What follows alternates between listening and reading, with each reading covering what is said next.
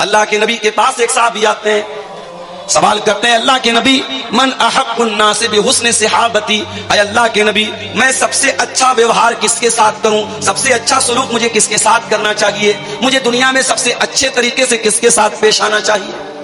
آپ نے فرمایا امک, اپنی ماں کے ساتھ. پوچھا اے اللہ کے نبی اس کے بعد کس کا نمبر ہے, آپ نے فرمایا اپنی ماں کے ساتھ. پھر پوچھا اس کے بعد کس کا نمبر ہے, آپ نے فرمایا اپنی ماں کے ساتھ. چوتھے نمبر پر آپ نے فرمایا باپ کے ساتھ. ماں کا حق زیادہ ہے, ماں زیادہ کشٹ سہتی ہے, ماں زیادہ تکلیف اٹھاتی ہے. ماں کا نام اللہ کے نبی نے 3 بار لیا ہے. میرے پیارے ساتھیو, ہم ماں باپ کے ساتھ جتنا بھی اچھا سلوک کر لیں, ہم ان کے احسان کا بدلہ نہیں چکا سکتے, ان کے احسان کا بدلہ نہیں اتار سکتے. حضرت عبداللہ بن عمر نے دیکھا کہ ایک آدمی خانہ کعبہ کا طواف کر رہا ہے اور اپنی ماں کو اپنے کندھے پر بٹھا کر کے طواف کر رہا ہے, اپنی ماں کو اپنے کندھے پر بٹھا کر کے اللہ کے گھر کا طواف کر رہا ہے. حضرت عبداللہ بن عمر نے کہا, اس آدمی نے عبداللہ بن عمر سے کہا کہ اے عبداللہ بن عمر, آج میں نے اپنی ماں کو طواف کرا دیا, آج میں نے عمرہ کرا دیا, آج میں نے ماں کا حق ادا کر دیا. اللہ کے پیارے حضرت عبداللہ بن عمر نے فرمایا کہ ولا زفرتن, اے میرے بھائی ابھی تو تیری ماں نے تجھ کو جنم دینے کے ٹائم تیری ماں کو جو پیڑا ہوئی تھی, جو درد ہوا تھا, تیری ماں کی زبان سے جو آ کی آواز نکلی تھی, ابھی تو تو نے اس آواز کا بھی حق ادا نہیں کیا ہے. ان کا حق ادا نہیں کر سکتے. کوشش کرو کہ ہمارے ماں باپ کو ہماری وجہ سے کوئی دکھ نہ ہو. ٹھیک ہے وہ غلط ہو سکتے ہیں, ایک عمر آتی ہے جب ماں باپ بوڑھے ہو جاتے ہیں, چڑچڑاپن آ جاتا ہے, بچوں کی طرح بچپنا آ جاتا ہے, ضد آ جاتی ہے. یہ سوچ کر کے نظر انداز کر دو, کبھی ہم بھی چھوٹے تھے, ہم بھی ضد کرتے تھے, ہم بھی بہت ساری باتوں کے لیے اپنے ماں باپ کو پریشان کرتے تھے, ہمارے ماں باپ بہت سہتے تھے. آج ہمارا نمبر ہے, آج ہماری باری ہے. اللہ نے کہا کہ اپنے ماں باپ کے ساتھ اچھا سلوک. اس کے بعد نمبر 3 وَبِذِي الْقُرْبَى, اور اپنے رشتہ داروں کے ساتھ بھی اچھا سلوک کرو. کوئی تمہارا بھائی ہے, کوئی تمہارا چاچا ہے, کوئی تمہارا تایا ہے, کوئی تمہارا دادا ہے, کوئی نانا ہے, کوئی سسر ہے. یہ جتنے رشتہ دار ہیں تمہارے, یہ رشتے تم نے نہیں بنائے, یہ رشتے اللہ تعالیٰ نے بنائے ہیں. اپنے ان رشتہ داروں کے ساتھ بھی تم اچھا سلوک. بہت سارے لوگوں کی ذمہ داری ہے, بہت سارے لوگوں کا کرتویہ ہے, رسپانسبلٹی ہے. ہم اس دنیا میں اکیلے نہیں ہیں. کوئی ہمارا باپ ہے, کوئی ہمارا بھائی ہے, کوئی ہمارا چچا ہے, کوئی ہمارا پڑوسی ہے, کوئی ہمارا رشتہ دار ہے. تو قرآن کریم کی جو یہ آیت ہے, سورہ نساء کی آیت نمبر 36, سورہ نساء کی آیت نمبر 36, اس آیت میں اللہ تعالیٰ نے 10 حقوق بیان کیا. اور آج کی ہماری تقریر کا جو وقتویہ کا جو وشے ہے, تقریر کا جو عنوان ہے, وہ قرآن کی اسی آیت کے اندر جو 10 باتیں بیان کی گئی ہے, وہی 10 باتیں بیان کروں گا. اور اس کے بعد انشاءاللہ آپ کے ادارے کے لیے چندہ, اور اس کے بعد میں آپ سے رخصت ہو جاؤں گا. وَاعْبُدُوا اللَّهَ وَلَا تُشْرِكُوا بِهِ شَيْئًا, اللہ کی عبادت کرو اور اللہ کی عبادت کے ساتھ کسی کو شریک نہ کرو. یہ پہلا حق اللہ نے بیان کیا. اس دھرتی پر ہم آئے ہیں, اس دنیا میں ہم آئے ہیں, اس پالنہار کی, اس پیدا کرنے والے کی, اس سرشٹی کرنے والے کی ہمیں اور آپ کو عبادت کرنا ہے. اسی کے آگے سر جھکانا ہے, اسی سے لو لگانا ہے, اسی سے مانگنا ہے, اسی سے ڈرنا ہے, اسی سے محبت کرنا ہے. اللہ کی عبادت میں ہمیں اور آپ کو کسی کو شریک نہیں کرنا ہے. میرے پیارے ساتھ, اسی ایک اللہ کی عبادت کا اقرار 5 ٹائم کی نماز میں ہر رکعت میں ہم اور آپ کرتے ہیں. ایاک نعبد و ایاک نستعین, اے اللہ ہم تیری ہی عبادت کرتے ہیں اور تجھ ہی سے مدد مانگتے ہیں. ہمارا معبود بھی تو ہے, ہمارا مشکل کشا بھی تو ہے, ہماری بگڑی بنانے والا بھی تو ہے, بے اولاد کو اولاد دینے والا بھی تو ہے, نردھن کو دھنوان بنانے والا بھی تو ہے, نربل کو بلوان بنانے والا بھی تو ہے, کمزور کو طاقتور بنانے والا بھی تو ہے, غریب کو امیر بنانے والا بھی تو ہے, ذلیل کو عزت دینے والا بھی تو ہے, اور عزت والے کو ذلیل کرنے والا بھی تو ہے. وَتُعِزُّ مَن تَشَاءُ وَتُذِلُّ مَن تَشَاءُ, اے اللہ تو جس کو عزت دے دے اس کو کوئی ذلت دینے والا نہیں ہے, اور تو جس کو ذلت دے دے اس کو کوئی عزت دینے والا نہیں ہے. یہ ہے توحید, اسی کا نام ہے توحید, اور اسی کا اپوزٹ ہے شرک. اللہ کی نظر میں سب سے بڑی نیکی کیا ہے؟ توحید ہے, اور سب سے بڑا پاپ کیا ہے؟ شرک. اگر آپ بہت بڑے نمازی ہیں, اگر آپ 5 ٹائم کی نماز پڑھتے ہیں, رمضان کا پورا روزہ رکھتے ہیں, حج کر چکے ہیں، عمرہ کر چکے ہیں، مسجد میں مدرسہ میں خوب دان دیتے ہیں، لیکن اگر آپ کی توحید گڑبڑ ہے، اگر آپ نے ایک اللہ کو چھوڑ کر کے کسی اور کے اوپر اپنا وشواس رکھا ہے، عقیدہ رکھا ہے، آپ نے کسی قبر پہ جا کر کے قبر والے سے مانگا ہے، کسی پتھر کی مورت کے آگے جا کر کے ہاتھ جوڑا ہے، کسی پیڑ کسی ندی کی عبادت اگر انسان نے کی ہے، کان کھول کر کے سن لو، اللہ قرآن میں کہتا ہے قُلْ هَلْ نُنَبِّئُكُمْ بِالْأَخْسَرِينَ أَعْمَالًا الَّذِينَ ضَلَّ سَعْيُهُمْ فِي الْحَيَاةِ الدُّنْيَا وَهُمْ يَحْسَبُونَ أَنَّهُمْ يُحْسِنُونَ صُنْعًا۔ اگر توحید نہیں ہے، ساری نیکی اللہ تعالیٰ کے یہاں برباد ہو جائے گی، حج برباد، عمرہ برباد، نمازیں برباد، دان خیرات برباد، زکات برباد، کوئی نیکی اللہ تعالیٰ کے ہاں اس کا کوئی مول نہیں ہوگا، کوئی ویلو نہیں ہوگی، کوئی اعتبار نہیں۔ اسی لیے اللہ کے نبی فرماتے ہیں لا تشرک باللہ وان قتلت وحرقت، خبردار اللہ کے ساتھ کبھی شرک مت کرنا، قتل کر دیا جائے، جان سے مار دیا جائے، جلا دیا جائے، اپنی زندگی کو داؤں پہ لگانا پڑ جائے، زندگی کو سے ہاتھ دھونا پڑ جائے، اپنے آپ کو قتل کروانا پڑ جائے، ایسے حالات آ جائیں، ایسی پرستھتیاں آ جائیں، تب بھی اپنے ایمان سے سمجھوتا مت کرنا، اپنی توحید سے سمجھوتا مت کرنا۔ تو یہ 10 باتوں میں پہلی بات۔ اور آگے بڑھیے، اس کے بعد فرمایا وَبِالْوَالِدَيْنِ إِحْسَانًا، اور اپنے ماتا پتا کے ساتھ، اپنے ماں باپ کے ساتھ تم اچھا سلوک کرتے رہنا۔ اس ماں نے 9 مہینے تم کو پیٹ میں رکھا اور اپنی جان پر کھیل کر کے تجھ کو جنم دیا اور 2 سال تک تجھ کو اپنا دودھ پلایا۔ اس باپ نے انگلی پکڑ کر کے تجھ کو چلنا سکھایا، تیرے آرام کے لیے گرمی، جاڑا اور برسات کے ہر موسم میں اپنے آپ کو کھٹاتا رہا، تپاتا رہا، تیرے سر پہ چھت بنی رہے، تو ترقی کرے، تجھے عزت ملے، تجھے نام ملے۔ تیرے باپ نے کیا کیا تکلیفیں سہی تو نہیں جانتا۔ اپنے ماتا پتا کا سمان کرو، آدر کرو، اپنے ماں باپ کی عزت کرو، ان کے ساتھ ہمیشہ اچھا سنو۔ اور اگر تمہارے ماں باپ بوڑھے ہو جائیں، تمہارے پاس جوانی ہے اور تمہارے ماں باپ تم کو بڑھاپے میں ملے ہیں، خبردار کوئی ایسا کام نہ کرنا، کوئی ایسی حرکت نہ کرنا کہ بوڑھے ماں باپ کی آنکھوں میں آنسو آ جائے۔ فرمایا اما یبلغن عندک الکبر احدہما او کلاہما فلا تقل لہما اف ولا تنہرہما وقل لہما قولا کریما۔ فرمایا تمہارے والدین، تمہارے ماں باپ اگر بوڑھے ہو جائیں اور تم زندہ ہو، تم باقی ہو، تمہارے سامنے ماں باپ بوڑھے ہو جائیں، فلا تقل لہما اف، تو خبردار اپنے ماں باپ کو اف بھی مت کہنا، ولا تنہرہما، ان سے ڈانٹ کر کے، ان سے بدتمیزی کے ساتھ کبھی بات مت کرنا۔ سارے زمانے کے لیے اچھے ہو تو کیا ہوا، اگر اپنے ماں باپ کے لیے اچھے نہیں، ماں باپ سے ادب سے بات نہیں کرتے، تمیز سے بات نہیں کرتے، تو تم اللہ کی نظر میں ایک اچھے انسان نہیں ہو، ایک اچھے مسلمان نہیں ہو۔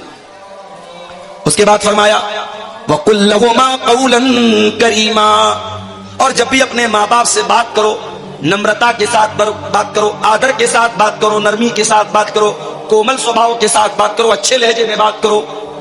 اس کے بعد فرمایا وَاخْفِضْ لَهُمَا جَنَاحَ الذُّلِّ مِنَ الرَّحْمَةِ وَقُلْ رَبِّ ارْحَمْهُمَا كَمَا رَبَّيَانِي صَغِيرًا، اور اپنے ماں باپ کے لیے اپنے نرمی کے بازو کو بچھا دو، ان کے لیے اپنے آپ کو چھوٹا کر لو، کبھی ماں باپ سے اونچا بننے کی کوشش نہ کرو، ان سے بڑا بننے کی کوشش نہ کرو۔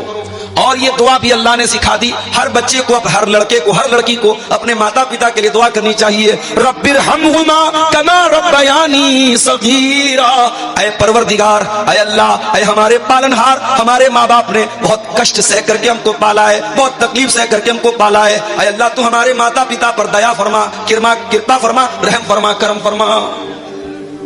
ماں باپ میرے بھائیوں ہمارے وجود کا ذریعہ بنتے۔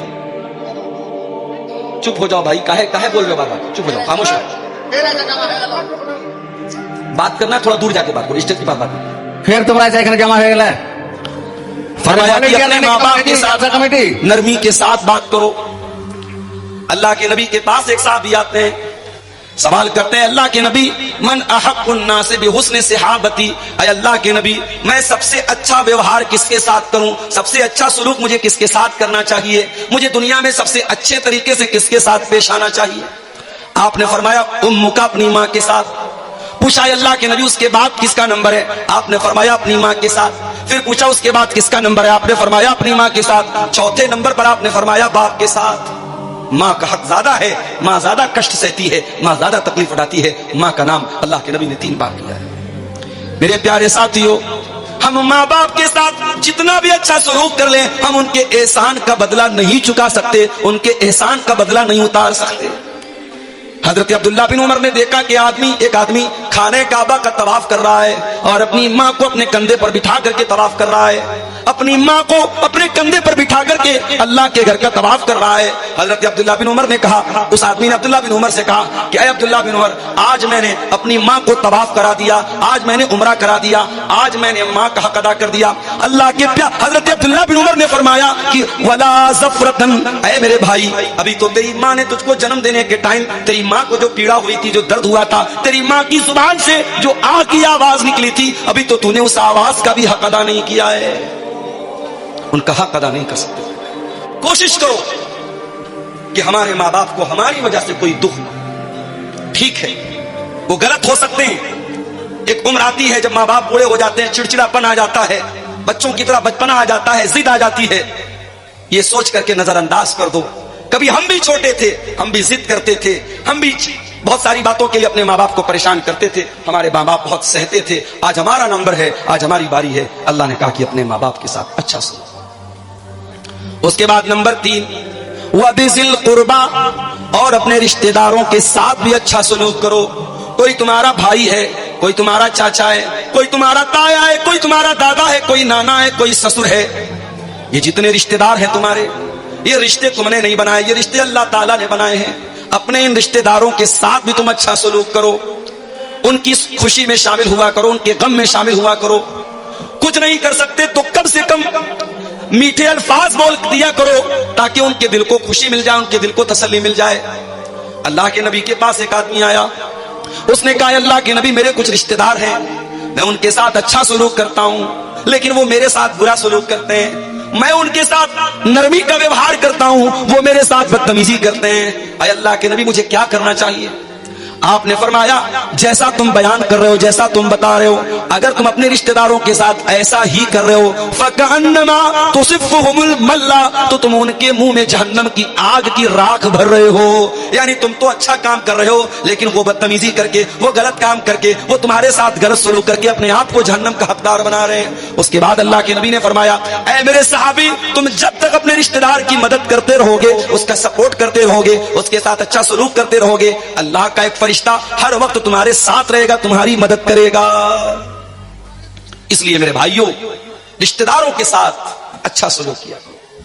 جب آپ دان دینے کے لیے نکلیں، جب آپ زکات بانٹنے کے لیے نکلیں، جب آپ غریبوں کی مدد کرنے کے لیے نکلیں، تو پہلے نظر دوڑاؤ کہ میرے رشتہ داروں میں، میرے خاندان میں، میرے قریب کے لوگوں میں کہیں ایسا تو نہیں کہ کوئی زکات کا حقدار ہے، کوئی صدقہ خیرات کا حقدار ہے، کوئی مدد کا حقدار ہے، کوئی ایسا ہے کہ ہم اس کی سہایتا کر سکتے ہیں، اس کی مدد کر سکتے ہیں۔ اگر کوئی رشتہ دار ہے تو پہلے اس کی مدد کرو۔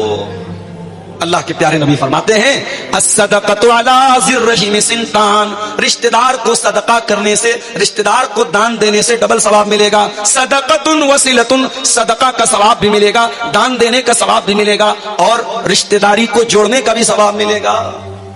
آپ لوگ تو گاؤں کے رہنے والے ہیں، گاؤں میں تو ابھی بھی بہت اچھے حالات ہیں، شہر کے حالات بہت برے ہیں۔ ممبئی میں گیا، ایک آدمی فلیٹ میں رہتا ہے، گراؤنڈ فلور سے 8-9 فلور کے اوپر اس کا روم ہے، کمرہ ہے، 20 سال سے وہ رہتا ہے۔ اس کے پڑوس میں کون رہتا ہے، اس کے پڑوسی کا نام کیا ہے، 20 سال میں اس کو یہ جاننے کی بھی کبھی توفیق نہیں ملی۔ یہ بڑے بڑے شہروں کا یہ حال ہے میرے بھائی، کون جیتا ہے کون مرتا ہے، جیسے ہم کار سے جاتے ہیں، کوئی کتا مرا ہے، کوئی بلی مری ہے، ہم اس کو دیکھتے بھی نہیں ہے۔ وہ حالت آج ہی انسان اتنا خود غرض ہو چکا ہے، انسان اتنا سیلفش ہو چکا ہے، اتنا سوارتھی ہو چکا ہے کہ آج کون جی رہا ہے کون مر رہا ہے انسان کو اس کی ٹینشن نہیں، اس کی چنتا نہیں۔ اسلام میرے پیارے بھائیوں اتنا خود غرض بننے کی اجازت نہیں دیتا۔ اسلام یہ کہتا ہے تم دنیا میں اکیلے تو نہیں آئے ہو، ایک پریوار کے سدسیہ بن کر کے آئے ہو، ایک فیملی کے ممبر بن کر کے آئے ہو۔ جب دنیا میں آنکھیں کھولتے ہو، کوئی تمہارا دادا ہے، کوئی تمہارا چاچا ہے، کوئی تمہارا تایا ہے، کوئی ماں ہے، کوئی باپ ہے، ان رشتوں کے بیچ میں تم آئے ہو، ان رشتوں کی قدر کیا کرو، ان رشتہ داروں کے ساتھ ہمیشہ رشتہ جوڑا کرو۔